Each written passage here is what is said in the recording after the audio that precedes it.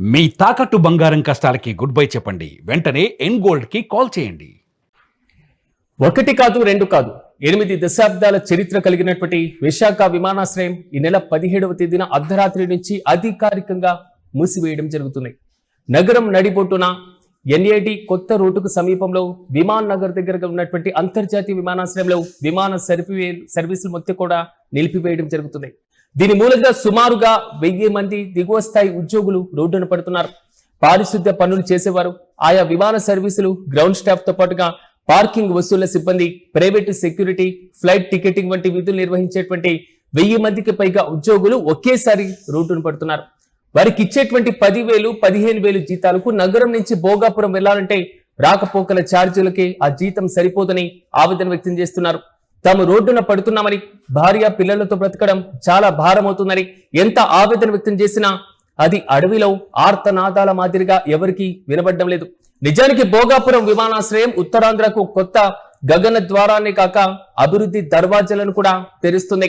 విశాఖపట్నంలో విమానాశ్రయం అనే ఒక చారిత్రాత్మకమైనటువంటి అధ్యాయం ముగియబోతుందంటే అది ఉత్తరాంధ్రకు మేలు అవుతుందా లేదా అన్నది ఒక అంశమైతే, 100 కుటుంబాలు వీధిన పడుతున్నాయన్నది ముమ్మాటికి నిజం. ఈ సందర్భంగా విశాఖ విమానాశ్రయ చరిత్రను కూడా ఒకసారి మనం మననం చేసుకుందాం. రెండో ప్రపంచ యుద్ధ సమయంలో 1941లో సైనిక వైమానిక స్థావరంగా ప్రారంభమైనటువంటి ఐఎన్ఎస్ డేగా 1954 నుంచి పౌర విమాన సేవలను కూడా కేంద్రంగా మారి దాదాపు 7 దశాబ్దాల పాటు విశాఖపట్నాన్ని దేశ అంతర్జాతీయ వివిధ దేశాలతోనూ అనుసంధానం చేసింది. ఇప్పుడు ఈ చరిత్ర కొత్త మలుపు తిరుగుతుంది.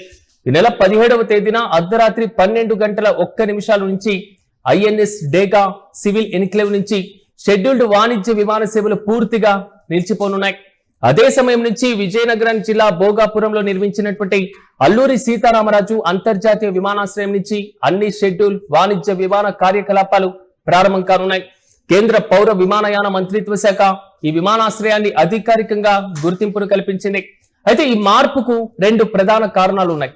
మొదటిది, ప్రస్తుతం విశాఖపట్నం విమానాశ్రయం భారత నౌకాదళ ఆధీనంలో ఉన్నటువంటి ఐఎన్ఎస్ డేగాలో ఉండడంతో రక్షణ అవసరాలకు అత్యున్నత ప్రాధాన్యత ఇవ్వాల్సినటువంటి అవసరం రావడం వల్ల పౌర విమానయాన విస్తరణకు పరిమితులు ఏర్పడ్డం. ఇక రెండోది, భవిష్యత్తులో భారీగా పెరిగేటువంటి ప్రయాణికుల రద్దీ, అంతర్జాతీయ విమాన సర్వీసులు, కార్గో సేవలు, విమానయాన విస్తరణకు అవసరమైనటువంటి స్థలం అక్కడ అందుబాటులో లేకపోవడం. ఈ నేపథ్యంలోనే భోగాపురంలో అత్యాధునిక గ్రీన్ ఫీల్డ్ అంతర్జాతీయ విమానాశ్రయాన్ని నిర్మించారు. అయితే ఒక విషయం మనం స్పష్టంగా తెలుసుకోవాలి. ఐఎన్ఎస్ డేగా పూర్తిగా మూతపడడం లేదు. భారత నౌకాదళ కార్యకలాపాలు, రక్షణ అవసరాలు, ప్రత్యేక ప్రభుత్వ విమానాలు, సైనిక విమానాలు, అంతర్జాతీయ అత్యవసర సేవలకు సంబంధించిన విమానాల యొక్క కార్యకలాపాలు యథావిధిగా కొనసాగనున్నాయి. నిలిచిపోనున్నవి ప్రధానంగా కేవలం షెడ్యూల్డ్ వాణిజ్య పౌర విమాన సేవలు మాత్రమే. ఇక కేంద్ర రాష్ట్ర ఒప్పందం ప్రకారం ఈ సివిల్ ఎన్క్లేవ్ లో సాధారణ వాణిజ్య విమాన సేవలు 30 సంవత్సరాల పాటు నిలిచిపోనున్నాయి. మరో చారిత్రక మార్పు ఏంటంటే, విశాఖపట్నం అంతర్జాతీయ విమానాశ్రయ గుర్తింపు కోడ్ విజిటెడ్ కూడా 2026 ఆగస్టు 17 అర్ధరాత్రి 12:01 నుంచి భోగాపురం అల్లూరి సీతారామరాజు అంతర్జాతీయ విమానాశ్రయానికి బదిలీ కానుంది. దీంతో భవిష్యత్తులో ఈ కోడ్తో నడిచేటువంటి అన్ని షెడ్యూల్డ్ వాణిజ్య విమాన సర్వీసులు భోగాపురం నుంచే కార్యకలాపాలు నిర్వహించనున్నాయి. ప్రధానమంత్రి నరేంద్ర మోదీ ఆగస్టు 1వ తేదీన దేశానికి అంకితం చేసినటువంటి ఈ గ్రీన్ ఫీల్డ్ విమానాశ్రయం మొత్తం 5,640 కోట్ల పబ్లిక్ ప్రైవేట్ భాగస్వామ్య విధానంతో నిర్మించారు. కేవలం 31 నెలలలోనే నిర్మాణాన్ని పూర్తి చేసి దేశంలో అత్యంత వేగంగా నిర్మితమైనటువంటి గ్రీన్ ఫీల్డ్ అంతర్జాతీయ విమానాశ్రయాల్లో ఒకటిగా నిలిచింది. అవసరమైనటువంటి అన్ని భద్రత, అగ్నిమాపక, పర్యావరణ అనుమతులతో పాటుగా DCGA యొక్క ఏరోడ్రోమ్ లైసెన్స్ కి సంబంధించినటువంటి అంశం కూడా లభించడం విశేషం.